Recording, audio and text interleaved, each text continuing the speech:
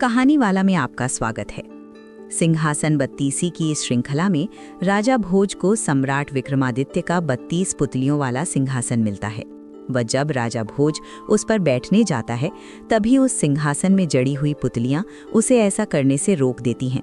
वह उसे उस सिंहासन के सम्राट महाराज विक्रमादित्य की कथा सुनाती हैं, जो जुड़ी हैं उसी सिंहासन से। तो चलिए आज की कहानी शुरू करते हैं। अगले दिन राजा भोज अपने शयन कक्ष से उठे। उनके चेहरे पर दृढ़ संकल्प झलक रहा था, मानो आज वे किसी भी स्थिति में उस दिव्य सिंहासन पर विराजमान होकर ही रहेंगे। उन्होंने स्नान किया, पूजा अर्चना की और राजसी वस्त्र धारण किए। सिर पर मुकुट, कंधों पर रेशमी उत्तरीय और आंखों में आत्मविश्वास की चमक लिए वे धीरे धीरे राजसभा की ओर बढ़े। जैसे ही वे सिंहासन के समीप पहुंचे, पूरा दरबार मौन हो गया। सभी की निगाहें उसी अद्भुत सिंहासन पर टिक गईं, जिसके प्रत्येक चरण में रहस्य और चमत्कार छिपा था। राजा भोज ने मन ही मन निश्चय किया, आज मैं अवश्य इस सिंहासन पर बैठूंगा, चाहे कुछ भी हो जाए। वे आगे बढ़े। उनका हृदय तेजी से धड़कने लगा, पर जैसे ही वे बैठने का प्रयास करते, एक अदृश्य शक्ति उन्हें रोक देती। उनके कदम जैसे जम जाते और वे पुनः वहीं ठिठक जाते। उसी क्षण वातावरण में एक दिव्य कंपन उत्पन्न हुआ। सिंहासन की 13वीं पुतली त्रिलोचनी अचानक सजीव हो उठी। उसके मुखमंडल पर तेज था और नेत्रों में गहरी गंभीरता। वह मधुर किंतु दृढ़ स्वर में बोली, सुनो हे राजा भोज।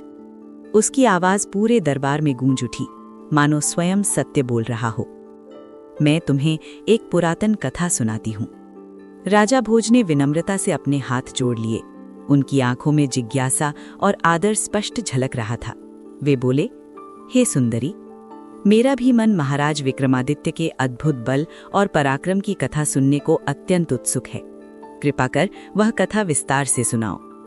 त्रिलोचनी ने हल्की मुस्कान के साथ राजा भोज की ओर देखा, मानो वो उनके हृदय की गहराई को परख रही हो। फिर वो गंभीर होकर बोली, हे राजा भोज, इस सिंहासन पर वही चढ़ सकता है जो विक्रमादित्य के समान पराक्रम, साहस और धर्मनिष्ठा रखता हो। यदि तुम सच में उस योग्य हो तो पहले उनकी कथा सुनो और स्वयं निर्णय करो। इतना कहकर त्रिलोचनी ने अपनी कथा आरंभ करने के लिए नेत्र बंद किए और पूरा दरबार एक बार फिर एक नई अद्भुत कहानी सुनने को तैयार हो गया। पुतली त्रिलोचनी ने धीमे स्वर में कहना आरंभ किया। उसकी वाणी में ऐसी गंभीरता थी कि पूरा दरबार एकदम शांत हो गया। पुतली ने कथा आरंभ की। एक दिन की बात है जब आकाश निर्मल था और धरती पर हल्की हल्की धूप बिखरी हुई थी। तभी राजा वीर विक्रमादित्य ने शिकार पर जाने का निश्चय किया। उनका ये निर्णय जैसे ही राजमहल में फैला, तुरंत उनके साथ चलने के लिए वीर योद्धाओं की तैयारियां शुरू हो गईं। राजपूत वीर शौर्य और पराक्रम की प्रतिमूर्ति अपने अपने शस्त्रों से सुसज्जित होकर राजा के साथ चलने को तैयार हो गए। उनके साथ साथ उनके विशेष मुसाहिब और शिकारी भी थे, जिनके पास अद्भुत गति वाले घोड़े थे। ऐसे घोड़े जो मानो पवन से भी तेज दौड़ सकते थे, एक ही दौड़ में हजारों कोस पार कर जाने की क्षमता रखते थे। राजा विक्रमादित्य स्वयं अपने अश्व पर सवार हुए। उनका घोड़ा इतना तेज और चपल था कि लगता था मानो कोई मायावी छाया हो, एक क्षण यहाँ तो दूसरे ही क्षण कहीं और। राजा और शिकारी अपने अपने शिकारी पक्षियों को साथ लाए थे। किसी के हाथ पर बाज, किसी के पास बहली तो किसी के पास शाहीन, जुर्रा, कूही और करगा जैसे तेज और प्रशिक्षित पक्षी। हर पक्षी अपने स्वामी के संकेत का इंतजार कर रहा था। उनकी आंखों में शिकार की तीव्र लालसा झलक रही थी। राजा विक्रमादित्य ने भी एक तेज बाज को अपने हाथ पर बिठाया। वो बाज शांत था, लेकिन उसकी दृष्टि इतनी पैनी थी कि मानो दूर बैठे शिकार को भी भेद सकती हो। इसी बीच मुख्य शिकारी को आदेश पहुंचा, जिसके पास जो भी शिकारी जानवर तैयार हों, वे सभी तुरंत हमारे साथ चलें। आदेश मिलते ही पूरा दल जंगल की ओर प्रस्थान कर गया। कुछ ही समय में वे एक विशाल और घने वन में पहुंचे, जहां चारों ओर हरियाली थी। ऊंचे ऊंचे वृक्ष, झाड़ियों में छिपे रहस्य और वातावरण में एक विचित्र रोमांच। जंगल में पहुंचकर सभी ने अपने अपने शिकारी पक्षियों को उड़ाना शुरू किया। किसी ने बाज को आकाश में छोड़ा तो किसी ने बहरी और शाहीन को शिकार के पीछे दौड़ाया। घोड़ों की टापों की आवाज़, पक्षियों की तीखी चीख और शिकार के पीछे भागते योद्धाओं का उत्साह, पूरा वन मानो जीवंत हो उठा। तभी राजा विक्रमादित्य ने ऊंचे स्वर में आदेश दिया, हे वीरों, इस पूरे वन में खुलकर शिकार करो। मैं स्वयं यहाँ खड़ा होकर तुम्हारा कौशल देखूंगा। उनकी आवाज में उत्साह और चुनौती दोनों थे। फिर उन्होंने आगे कहा, जो सबसे उत्तम शिकार करेगा उसे विशेष इनाम मिलेगा, और जो शिकार नहीं कर पाएगा वो हमारे निकट रहने का अधिकारी नहीं रहेगा। ये सुनते ही सभी के हृदय में जोश की लहर दौड़ गई। सभी ने चारों दिशाओं में अपने अपने शिकारी जानवर छोड़ दिए। बहेलिए भी सक्रिय हो गए। वे अपने जाल और पक्षियों के साथ शिकार में जुट गए। पूरा जंगल अब एक विशाल रणभूमि जैसा प्रतीत हो रहा था, जहां हर कोई अपने कौशल का प्रदर्शन कर रहा था। और उस सब के बीच राजा विक्रमादित्य एक स्थान पर स्थिर खड़े थे। उनकी दृष्टि गहन थी। वे हर एक योद्धा की चाल, हर एक शिकार की गति और हर एक प्रयास को ध्यानपूर्वक देख रहे थे। उनके चेहरे पर एक हल्की मुस्कान थी, मानो वे केवल शिकार नहीं बल्कि अपने वीरों की परीक्षा ले रहे हों। जब सभी वीर अपने अपने शिकार में व्यस्त थे, तभी अचानक राजा विक्रमादित्य की दृष्टि एक विचित्र पक्षी पर पड़ी। वो था भरिंडा, एक अत्यंत दुर्लभ और तेज पक्षी। राजा के नेत्रों में चमक आ गई। उन्होंने तुरंत अपने हाथ से बाज को उड़ाया और आदेश दिया, जाओ उसे पकड़ो। बाज बिजली की गति से आकाश में लपका और भरिंडे के पीछे दौड़ पड़ा। राजा विक्रमादित्य भी अपने अश्व को एड़ी लगाकर उसके पीछे पीछे निकल पड़े। अब एक अद्भुत दौड़ शुरू हो चुकी थी। आकाश में बाज और भरिंडा, और धरती पर उनके पीछे दौड़ते स्वयं राजा विक्रमादित्य। जिधर जिधर बाज उड़ता, उधर उधर राजा भी बिना रुके आगे बढ़ते जाते। वन के रास्ते, ऊंची नीची भूमि, कांटों से भरी झाड़ियां, कुछ भी उन्हें रोक नहीं पा रहा था। इस प्रकार पीछा करते करते वे कोसों दूर निकल आए। समय का उन्हें भान ही ना रहा। जब सूर्य अस्त होने लगा और आकाश रक्तिम रंग में डूब गया, तभी अचानक राजा को ध्यान आया, मैं कितनी दूर आ गया। उन्होंने पीछे मुड़कर देखा, पर वहां कोई नहीं था। न कोई सैनिक, न कोई शिकारी, न कोई साथी। चारों ओर केवल घना सुनसान जंगल। उधर राजा की पूरी सेना अपने अपने शिकार के साथ संध्या समय नगर में लौट आई। सबने सोचा राजा अवश्य कहीं और से लौट रहे होंगे, परंतु उन्हें क्या पता था, उनका राजा इस समय अकेला एक अनजाने और भयावह जंगल में भटक रहा था। इधर राजा विक्रमादित्य जंगल में इधर उधर मार्ग खोजते हुए भटक रहे थे। धीरे धीरे अंधेरा गहराने लगा। रात ने अपने काले आंचल से पूरे वन को ढक लिया। हवा में सन्नाटा था और कहीं कहीं से जंगली जानवरों की भयावह आवाजें आ रही थीं। आखिरकार चलते चलते वे एक नदी के किनारे पहुंचे। उन्होंने अपने घोड़े से उतरकर उसे एक झाड़ी से बांधा और स्वयं पास ही बैठ गए। थोड़ी देर के लिए उन्होंने विश्राम करना चाहा। तभी उनकी दृष्टि उस नदी पर पड़ी। वे आश्चर्यचकित रह गए। नदी का जल अचानक बढ़ने लगा था। जैसे जैसे राजा पीछे हटते, वैसे वैसे पानी और उनकी ओर बढ़ता चला आता। ये दृश्य अत्यंत विचित्र और भयावह था। राजा ने ध्यानपूर्वक देखा, और जो उन्होंने देखा वो और भी अधिक चौंकाने वाला था। नदी की बीच धारा में एक मुर्दा बहता चला आ रहा था, और उसके साथ साथ दो अद्भुत और भयानक आकृतियां, एक था बैताल और दूसरा एक योगी। दोनों उस मुर्दे को अपनी अपनी ओर खींच रहे थे, मानो किसी वस्तु के लिए संघर्ष कर रहे हों। दोनों के बीच तीव्र विवाद हो रहा था। योगी क्रोध में बोला, अरे बैताल, तूने पहले ही बहुत से मुर्दे खा लिए हैं। ये मुर्दा मैंने अपने अवसर पर पाया है, इसे छोड़ दे। मैं इसे लेकर अपनी साधना पूर्ण करूंगा। उसकी आंखों में लालसा और अधीरता थी। बैताल ने व्यंग्य से हंसते हुए उत्तर दिया, मुझे मूर्ख मत समझ। मैं कोई ऐसा नहीं हूं जो तेरी बातों में आ जाऊं। ये मेरा आहार है, मैं इसे क्यों छोड़ दूं? उसकी आवाज में क्रूरता और अहंकार झलक रहा था।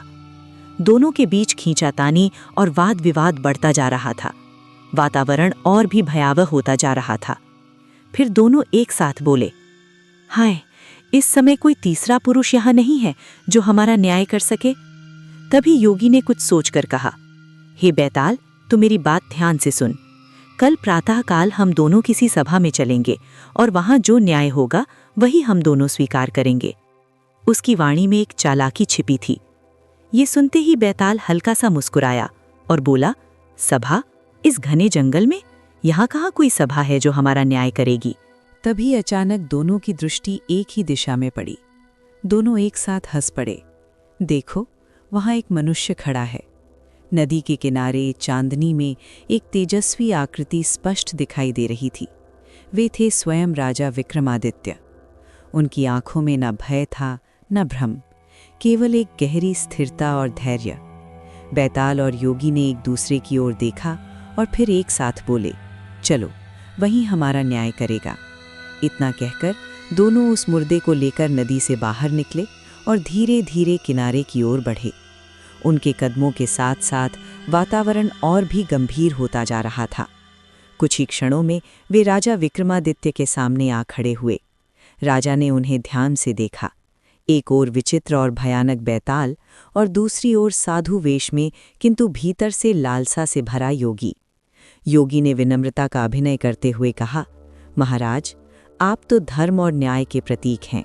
हम दोनों के बीच एक विवाद उत्पन्न हो गया है।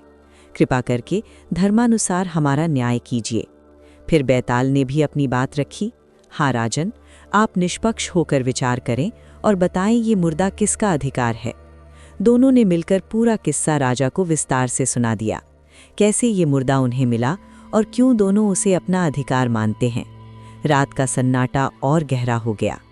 नदी की धारा भी मानो थम सी गई। राजा कुछ क्षण मौन रहे। उनके चेहरे पर गंभीरता थी, आंखों में गहन विचार। ये कोई साधारण निर्णय नहीं था, ये न्याय की परीक्षा थी। चांदनी में राजा विक्रमादित्य का तेजस्वी मुखमंडल और भी दिव्य प्रतीत हो रहा था। दोनों, योगी और बैताल, उनके सामने खड़े थे अपने अपने अधिकार के लिए व्याकुल। तभी योगी ने आगे बढ़कर अपने दोनों हाथ जोड़ लिए और बोला, महाराज, मैं जो कहता हूँ उसे ध्यान लगाकर सुनिए। आप धर्मात्मा हैं, न्याय के ज्ञाता हैं। उसकी वाणी में विनम्रता तो थी, पर भीतर एक छिपी हुई अधीरता भी झलक रही थी। वो आगे कहने लगा, हे राजन, इस बैताल ने पहले ही बहुत से मुर्दे खा लिए हैं। ये जो मुर्दा है, ये मुझे मेरे भाग्य से, मेरे प्रयास से प्राप्त हुआ है, परंतु ये व्यर्थ ही मुझसे विवाद कर रहा है। योगी की आंखों में अब क्रोध की हल्की झलक थी।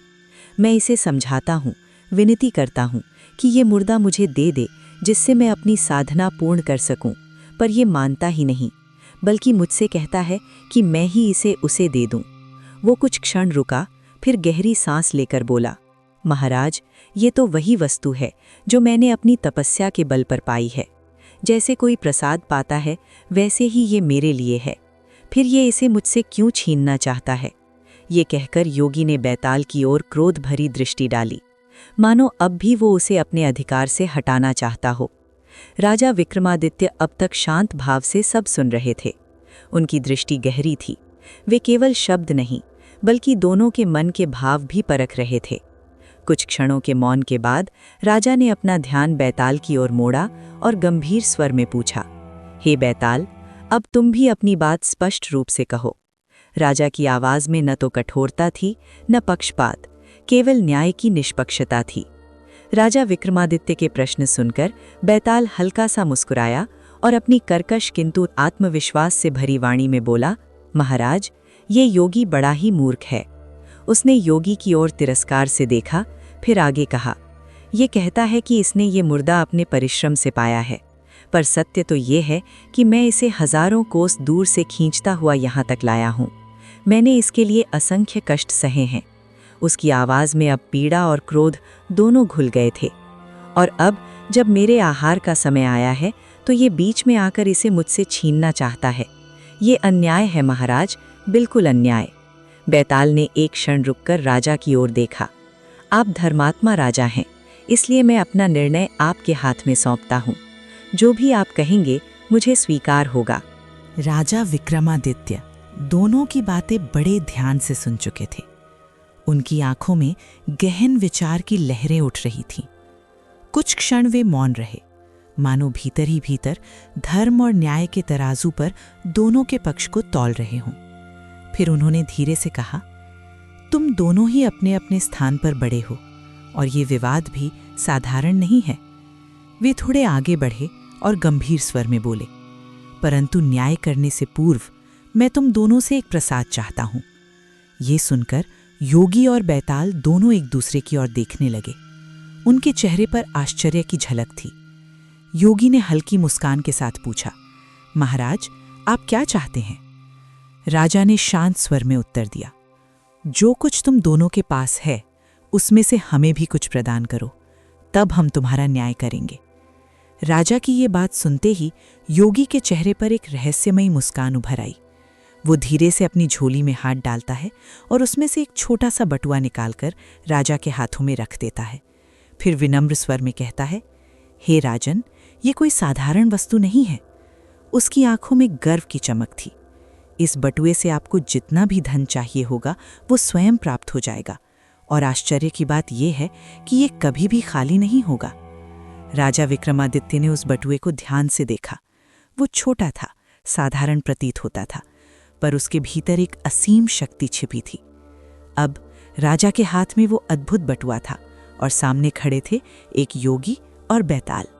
बैताल ने हल्की हंसी के साथ कहा, राजा, मैं भी तुम्हें एक वरदान देता हूं। उसकी आंखों में एक रहस्यमयी चमक थी। ये मोहनी तिलक ले लो। जब भी तुम इसे घिसकर अपने मस्तक पर लगाओगे तब समस्त संसार तुम्हारे वश में हो जाएगा। तुम्हारे सामने कोई टिक नहीं पाएगा। अब राजा विक्रमादित्य के पास दो अद्भुत वस्तुएं थीं। एक असीम धन देने वाला बटुआ और दूसरा सबको वश में करने वाला मोहनी तिलक। दोनों ने अपना अपना प्रसाद राजा को दे दिया। राजा ने शांत भाव से दोनों को स्वीकार किया, पर उनके मन में न लोभ था न अहंकार, केवल धर्म और न्याय की भावना। अब समय था निर्णय का। राजा विक्रमादित्य ने गंभीर स्वर में कहा, सुनो बैताल। दोनों की दृष्टि तुरंत उनकी ओर उठ गई। तू इस मुर्दे को छोड़ दे और मेरे घोड़े को खा ले। ये सुनते ही दोनों एक क्षण के लिए चौंक उठे। राजा ने आगे कहा, इससे तू भूखा भी नहीं रहेगा और योगी का कार्य भी बाधित नहीं होगा। इस प्रकार दोनों का हित हो जाएगा। यही धर्म है, यही न्याय। राजा के शब्दों में इतनी स्पष्टता और संतुलन था कि दोनों ही निरुत्तर हो गए। क्षण भर के मौन के बाद बैताल ने सहमति में सिर हिलाया और अगले ही पल वो राजा के घोड़े पर टूट पड़ा और उसे खा गया। उधर योगी मुर्दा लेकर प्रसन्नता से अपने मंत्र साधना में लग गया। अब वो भयानक विवाद समाप्त हो चुका था। जंगल का वातावरण फिर से शांत हो गया।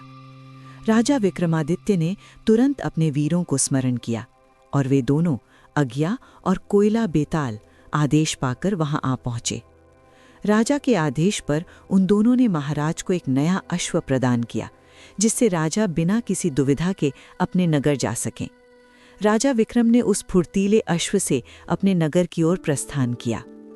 रास्ते में चलते हुए अचानक एक निर्धन भिखारी उनके सामने आ गया। वो कांपता हुआ डरते डरते बोला, महाराज, मैं आपके नगर में बहुत दिनों से रह रहा हूं, परंतु मेरा कोई भी कार्य सिद्ध नहीं हुआ। मैं अत्यंत दरिद्र हूं। उसकी आंखों में विनती थी और स्वर में पीड़ा। आज मैं आपसे कुछ मांगता हूं, कृपा करके मेरी सहायता कीजिए। राजा विक्रमादित्य ने बिना एक क्षण सोचे अपने हाथ में रखा वो चमत्कारी बटुआ निकाला और उसे उस भिखारी के हाथ में दे दिया।